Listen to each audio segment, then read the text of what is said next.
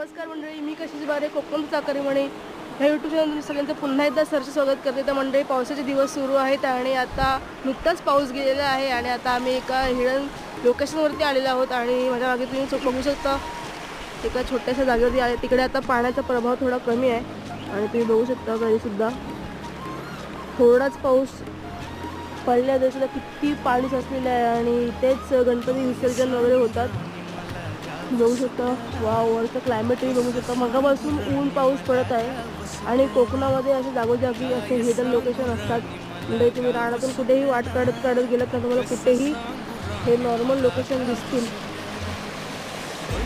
Wow, किती छान nature आहे बघा आजूबाजूला.